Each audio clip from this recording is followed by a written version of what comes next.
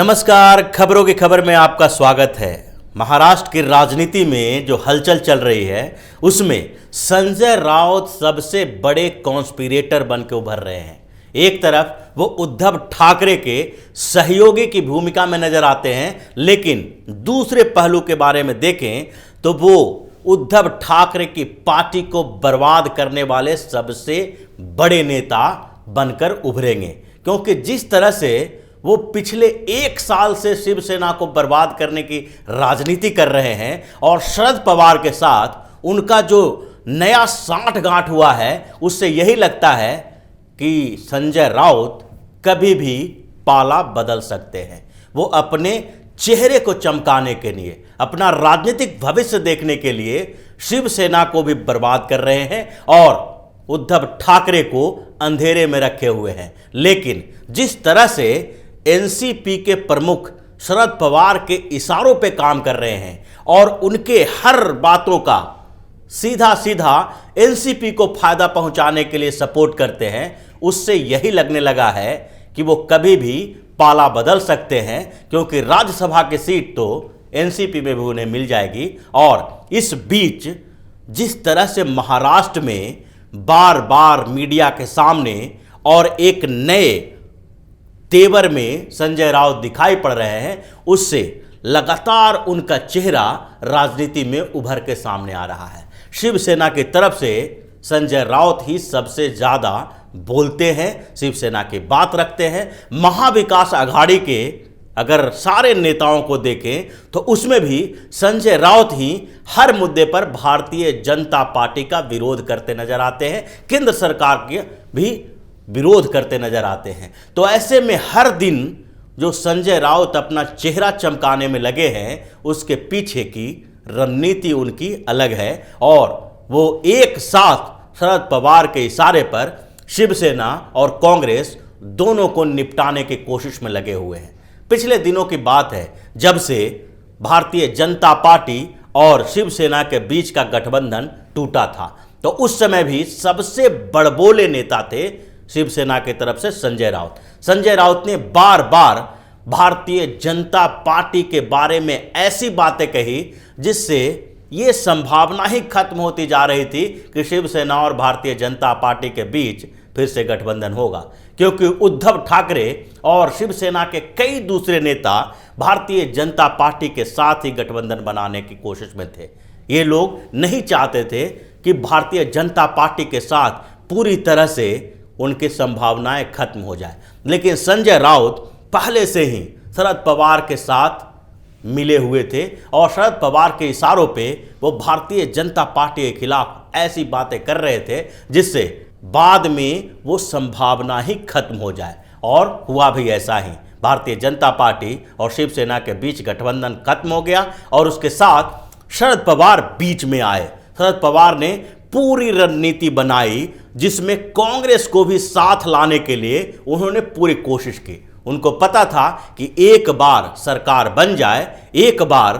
सारी पार्टियों के मंत्री बन जाए, तो उसके बाद सरकार से बाहर आना इतना आसान नहीं होता है। और शरद पवार ने यही किया, उसमें संजय राउत को उन्होंने मोहरा बनाया और संजय राउत और शरद पवार के बीच जो डील हुई वो अब तक पता नहीं चला है, लेकिन पिछले एक महीना से जो राजनीतिक भूचाल महाराष्ट्र में आया है और जैसी संभावनाएं बनी है, उससे यही लगता है कि राउत राज्यसभा में तो हैं, लेकिन आगे की उनकी रणनीति शिवसेना के अलावा एनसीपी के साथ जुड़ा हुआ है और वो कभी भी शरद पवार के साथ जा सकते हैं और उसके साथ ही शिवसेना को बर्बाद करके जाएंगे। पिछले दिनों अगर देखें तो संजय राउत ने अपने चक्कर में, यानी कि उनकी पत्नी वर्षा राउत को जब ईडी का नोटिस गया तो समन जाने के बाद उन्होंने फिर से केंद्र सरकार के ऊपर हमला करना शुरू कर दिया। एकनाथ खड़से जो एनसीपी में हैं, उनके ऊपर भी उन्होंने केंद्र सरकार पर हमला किया। और उस बीच एक तरफ वो भारतीय जनता पार्टी का विरोध कर रहे थे, केंद्र सरकार की नीतियों का विरोध कर रहे थे, तो दूसरी तरफ अपने पार्टनर कांग्रेस का भी उसी तरह से नीचे दिखाने की कोशिश कर रहे थे। जबकि इस पूरे मामले में वो शिवसेना से ज़्यादा शरद पवार के लिए बैटिंग करते नजर आए, क्योंकि शरद पवार को जब यूपीए का चेयरपर्सन बनाने की बात आई तो सबसे मुखर तरीके से संजय राउत यहाँ आए सामने। यहाँ तक कि सामना में उन्होंने प्रफुल्ल पटेल का इंटरव्यू छापा और प्रफुल्ल पटेल के माध्यम से उन्होंने कहलवाया कि आगे जो 2024 में चुनाव होगा लोकसभा का, उसमें विपक्ष के तरफ से एक ऐसे नेता को प्रधानमंत्री का उम्मीदवार बनाया जाना चाहिए जिनके बारे में सब में सहमति हो, जो दूसरे रीजनल पार्टियां उनको समान तरीके से नेता बनाएं। अब प्रफुल्ल पटेल ने बार बार इस बात का जिक्र किया कि पहले भी कांग्रेस के समय में पवार को प्रधानमंत्री बनाया जा सकता था, लेकिन बार बार उनके साथ धोखा किया गया। लेकिन अभी भी वक्त है, क्योंकि उम्र की कोई सीमा नहीं है और प्रधानमंत्री बनने के लिए एक परिपक्व नेता की जरूरत होती है, उसमें उम्र कोई बाधा नहीं बनेगा और शरद पवार आगे आने वाले लोकसभा चुनाव में प्रधानमंत्री के दावेदार हो सकते हैं। ये भी संजय राउत का ही किया कराया था, जो उन्होंने पूरे मामले को ऐसे घुमाया कि पूरे सबके राजनीति के केंद्र में शरद पवार पहुंच गए। उन्होंने यूपीए के लिए कई आर्टिकल लिखे और सामना में भी इस बात के लिए बार बार बताया कि कांग्रेस एक कमजोर पार्टी है और कांग्रेस के पास अब इतनी ताकत नहीं है कि दूसरी पार्टियों के साथ वो सहमति बना सके। अभी जो यूपीए में 11 पार्टियां हैं, उसकी संख्या को बढ़ाना चाहिए और कई ऐसे रीजनल पार्टियां हैं जिसके नेता हैं जो गांधी परिवार के लोगों को स्वीकार नहीं कर सकते। उन्होंने ममता बनर्जी का जिक्र किया और उसके साथ साथ कई दूसरे नेता, जो अखिलेश यादव हो या मायावती हो या हर स्टेट में, बिहार से लेकर जम्मू कश्मीर तक जो भी पार्टियां हैं, उसके बारे में उन्होंने ये इंडिकेशन दिया कि जहां जहां रीजनल पार्टी के नेता हैं वो शरद पवार के नाम पर सब लोग सहमति दे देंगे और इसलिए यूपीए जो विपक्ष का गठबंधन है और जिसके जिम्मेदारी है कि वो भारतीय जनता पार्टी या एनडीए को चुनौती दे सके, उसकी जिम्मेदारी शरद पवार के पास होनी चाहिए, ताकि इसकी जो पार्टियों की संख्या है वो बढ़ सके। ये सारा काम भी संजय राउत ने किया और बार बार किया। जब कांग्रेस की तरफ से संजय राउत और शरद पवार को चेतावनी दी गई, जब यशोमती ठाकुर ने शिवसेना और एनसीपी दोनों को चेतावनी जारी की और उसके बाद कांग्रेस के जो महाराष्ट्र के अध्यक्ष हैं बाला साहब थोराट, उन्होंने भी बार बार कहा कि अगर गठबंधन में रहना है तो ऐसी स्थिति में आपको ध्यान रखना पड़ेगा कि कांग्रेस के बारे में कोई ऐसी बातें न करें जिससे कि परेशानी पैदा होगी। लेकिन फिर भी संजय राउत चुप नहीं रहे। शरद पवार के बिल्कुल ऐसे व्यक्ति के तौर पर उभरे जो एनसीपी में दूसरा नेता नहीं है। शिवसेना के होते हुए उन्होंने शरद पवार और एनसीपी के लिए आधार बढ़ाया है। न केवल महाराष्ट्र में बल्कि दूसरे राज्यों में भी शरद पवार को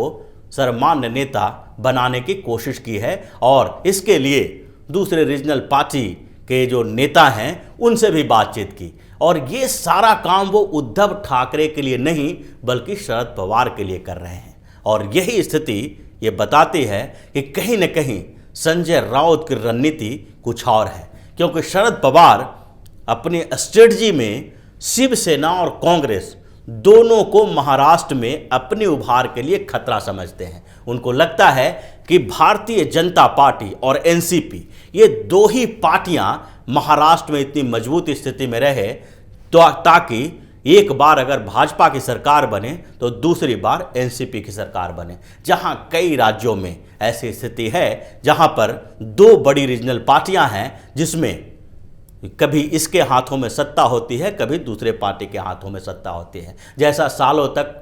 उत्तर प्रदेश में रहा, अभी तमिलनाडु में है और दूसरे कई राज्यों में जहां पर भी ऐसी स्थिति रही है, वो दो गठबंधन और दो पार्टियों के बीच ऐसा संघर्ष रहा है। और शरद पवार महाराष्ट्र में भी यही चाहते हैं। उनका मानना है और उनका सोचना है कि किसी तरह से भारतीय जनता पार्टी के विरोध करने वाली पार्टी में एनसीपी हो और एनसीपी के अलावा कांग्रेस और शिवसेना दोनों पार्टियों की स्थिति इतनी कमजोर हो जाए कि भाजपा विरोधी सारा वोट एनसीपी के पास हो और एनसीपी वहां चाहे तो सत्ता में हो या विपक्ष में हो, दूसरी पार्टियों के लिए वहां जगह न बचे। और इसीलिए पिछले कुछ समय से दोनों को टारगेट करके शरद पवार चल रहे हैं। एक तरफ कांग्रेस को कमजोर करने की कोशिश कर रहे हैं, जिसके लिए हाल फिलहाल में मुंबई कांग्रेस के जनरल सेक्रेटरी विश्वबंधु राय ने सोनिया गांधी तक को चिट्ठी लिखी और बताया कि किस तरह से कांग्रेस को खत्म करने की साजिश शरद पवार और शिवसेना दोनों मिलकर रच रहे हैं। उस शिवसेना का कहने का मतलब उनका संजय राउत से ही था, क्योंकि पूरे शिवसेना की स्थिति वो नहीं है और उद्धव ठाकरे इन चीज़ों से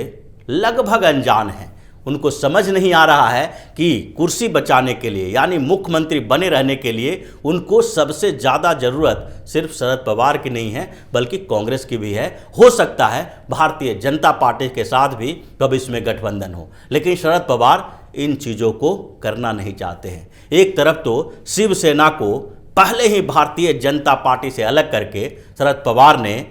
उसको कमज़ोर कर दिया है, उद्धव ठाकरे की स्थिति कमज़ोर कर दी है और शिवसेना के उभार जिस तरह से हो रहा था उस पर एक ब्रेक लगा दिया है। अब दूसरा टारगेट कांग्रेस है, जिसके ऊपर भी उनकी टेढ़ी नज़र है और उसके खिलाफ भी रणनीति बना रहे हैं। कभी न कभी वो केंद्रीय नेतृत्व के ऊपर हमला करते हैं तो कभी कांग्रेस के जो कुछ नेता हैं महाराष्ट्र में उनको अपने साथ मिलाने की कोशिश कर रहे हैं और जिन लोगों को कांग्रेस के नेताओं को मंत्री बनाया गया है उनके साथ भी वो ऐसा व्यवहार करते हैं जिससे वो लोग कम से कम इस बात के लिए सहमत रहें कि सरकार ये चलती रहे और शिवसेना और एनसीपी दोनों का साठगांठ बना रहे। और संजय राउत उद्धव ठाकरे के छत्रछाया में रहते हुए शिवसेना को भी बर्बाद करें और कांग्रेस को भी, और दोनों की स्थिति जब कमज़ोर हो जाएगी तो वैसी स्थिति में अंतिम समय में वो एनसीपी के साथ जाने के लिए तैयार हो जाएंगे और दोनों पार्टियों को बर्बाद करके शरद पवार के चहेते बन जाएंगे। तो इसी तरह की खबरों के साथ फिर से हाजिर होंगे, तब तक के लिए बने रहिए हमारे साथ और देते रहिए हमें सहयोग, ताकि इसी तरह की खबर हम आपके लिए लाते रहें। धन्यवाद।